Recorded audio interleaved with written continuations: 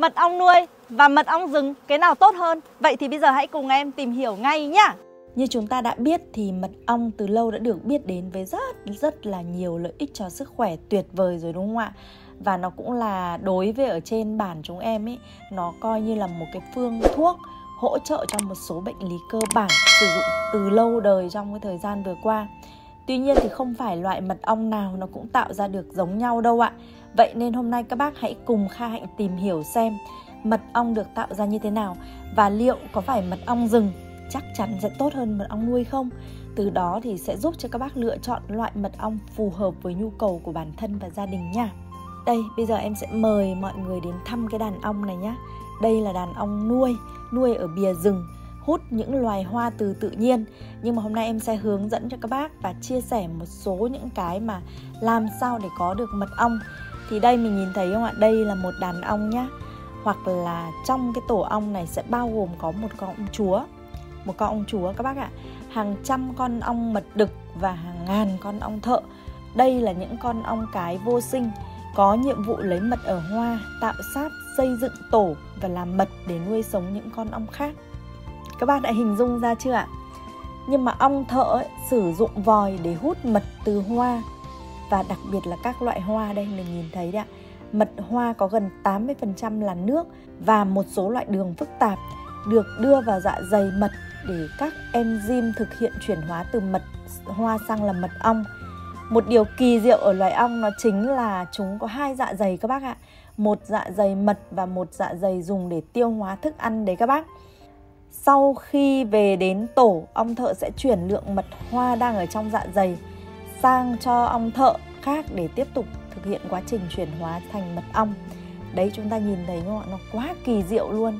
Khi mà hàng ngày ngắm nhìn những đàn ong, những chú ong như thế này, em lại cảm thấy cái sự kỳ diệu của nó vô cùng tuyệt vời các bác ạ. Các bác không có hình dung được đâu. Hy vọng một ngày nào đó em sẽ mời các bác đến thăm cái trại ong ở quanh đây nha. Nhưng mà ở đây này, cái điều đặc biệt ở đây này các bác này, tức là sau khi mật hoa được chuyển hóa hoàn toàn thành mật ong ấy, thì ong thợ sẽ nhả mật ong vào tổ, rồi dùng cánh của mình để quạt bay hơi nước có trong mật. Và ngay khi mật ong đủ đặc, ong thợ sẽ đóng nắp các ngăn mật ong lại bằng nút sáp ong. Đây này, cái nút sáp ong đây này. Hoàn tất quá trình làm mật. Các bác thấy nó quá là vi diệu không? Tức là khi mà ban đêm ấy mình sẽ thấy là những cái chú ong ấy nó quạt bay vù vù cái cánh luôn, là người ta quạt suốt đêm như vậy luôn ấy. Đấy là một trong những cái điều rất là tuyệt vời, kỳ diệu từ những con ong. Thì con ong ấy nó luôn được biết đến là một loài vô cùng chăm chỉ và tìm hoa hút mật làm đẹp cho đời. Đúng không ạ? Nghe rất nhiều nhưng mà thực sự khi mà được chăm đàn ong hay được ở cạnh đàn ong hoặc làm việc cùng với đàn ong thì mới thấy rằng thực sự những con ong luôn chăm chỉ hút mật. Và các bác có thể tin được không? Nếu vào những ngày có thời tiết thuận lợi và hoa nở rộ ấy, một đàn ong ấy có thể sản xuất được từ 10 đến 15 kg mật ong trong một tháng đấy các bác. Chúng có thể bay xa tới tận 5 km và tìm hoa và mật ngọt của hoa. Và khé thăm từ 50 đến 100 bông hoa trong mỗi chuyến đi cơ. Dù gì thì đôi cánh nối liền những mùa hoa và nối liền cả những miền đất nữa đấy các bác. Nên là mình sẽ thấy thường phải di chuyển những đàn ong theo mùa hoa là như vậy. Đến đây sẽ có một câu hỏi mà em đã nhận được rất là nhiều trong cái thời gian vừa qua. Đó chính là tại sao cùng là mật ong nuôi nhưng tại sao nó rất là nhiều màu, đúng không ạ? Thì em xin chia sẻ với các bác một cái thực tế như này nhé. Tức là cái mật ong nuôi ấy, là mật được lấy từ ong được người dân nuôi hoặc là giữ ở trong các tổ ong để lấy mật.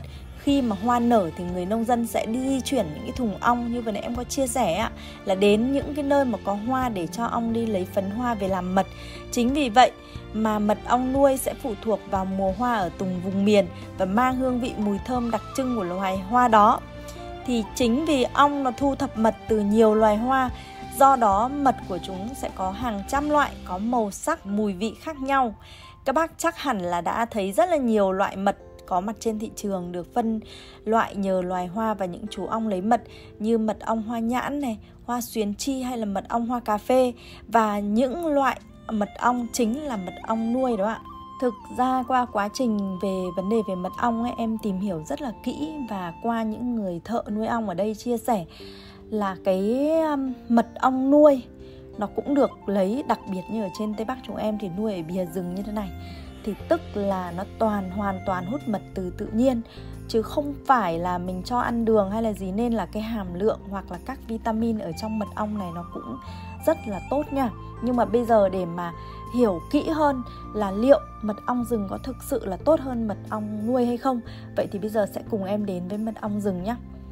Đây, mình sẽ thấy này, khác với mật ong nuôi thì mật ong rừng là những loại mật ong lấy trực tiếp từ các tổ ong tự nhiên, được xây bởi những chú ong sống hoang dã, hoàn toàn không có sự nuôi dưỡng hay là tác động bởi con người.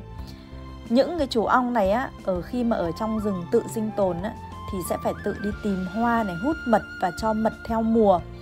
Để thu được cái mật ong rừng, người lấy mật không chỉ có kinh nghiệm mà còn cần phải biết những kỹ năng cơ bản của việc đi rừng, việc tìm tổ ong hoặc là cách mà thu hoạch chúng để lấy được tổ ong trọn vẹn về ấy, nó cũng làm đây là trong những công việc rất là nhiều thời gian. Em đã từng đi rất là nhiều ở trên rừng rồi, tức là để tìm được một cái tổ ong rừng này nó mất rất nhiều thời gian và công sức. Có hôm là đi cả ngày cũng không gặp tổ nào, hoặc là khi đi 2 ngày thì cũng không gặp được tổ nào, và thậm chí có những ngày thì gặp được rất nhiều tổ. Nó còn tùy thuộc vào từng thời điểm mình đi nữa, nên đây là phụ thuộc rất là lớn vào cái kỹ năng của cái người đi rừng. Thì cái loại mật ong này nó có một cái đặc điểm rất là hay là, đây nha, em cho các bác xem này.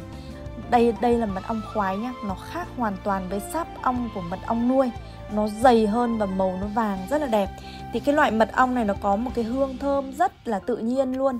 Nó không quá ngọt đâu, nó có một cái vị ngọt đậm và đậm hơi chua chua một tí. Cũng không hẳn là chua lắm đâu, nhưng mà nó vị ngọt đậm hơi chua chua.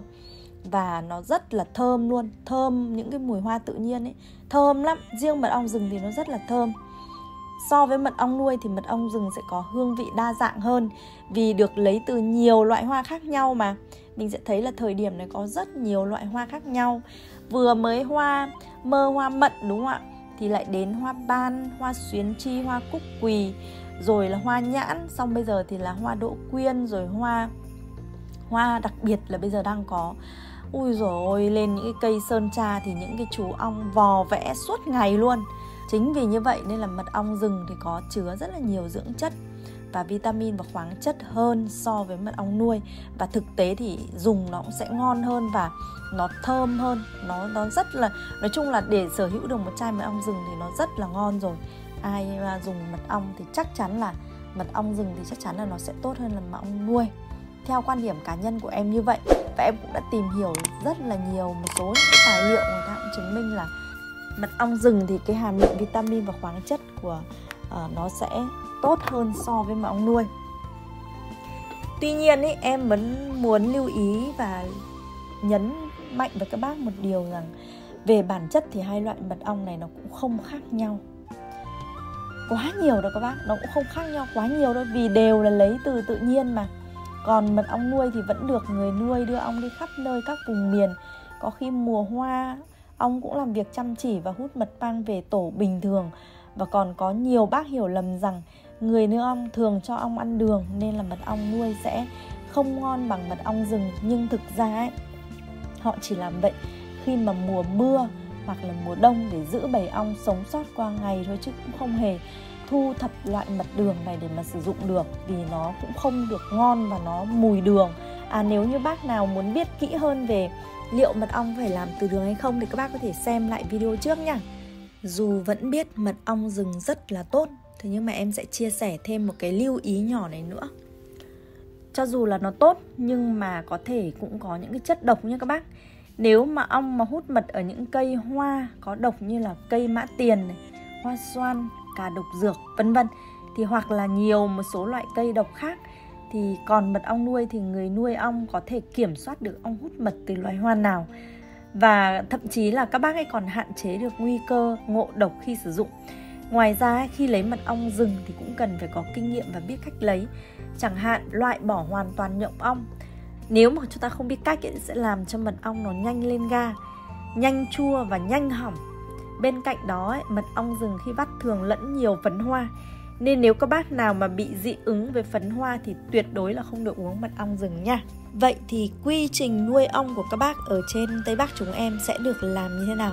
Để luôn đảm bảo kiểm soát chặt chẽ thì nhà Tây Bắc TV đã phải phối hợp với bà con và những trại ong ở đây để đảm bảo được và kiểm soát được chặt chẽ trong cái khâu từ nuôi trồng cho đến thu hoạch, với mong muốn mang đến cho các bác mật ong đạt chuẩn sạch, nguyên chất và an toàn nhất.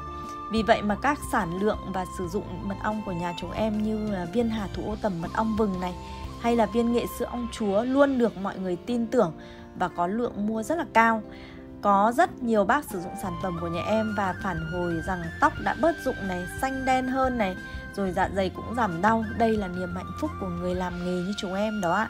Vậy thì các bác đừng kỳ thị và mặc định mật ong nuôi là không tốt nữa nhé. Cho nên là thực sự luôn, đối với mật ong của nhà Tây Bắc TV, mật nuôi nó cũng hoàn toàn rất là chất lượng.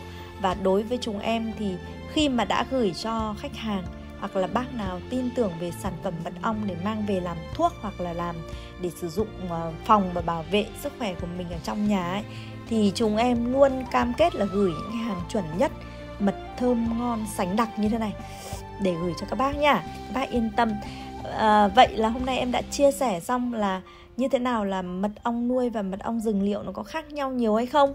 Thì nếu như các bác thấy hay, các bác có thể chia sẻ video này hoặc các bác ấn vào nút theo dõi để tiếp tục khám phá những hành trình tiếp theo của Kha Hạnh Tây Bắc TV.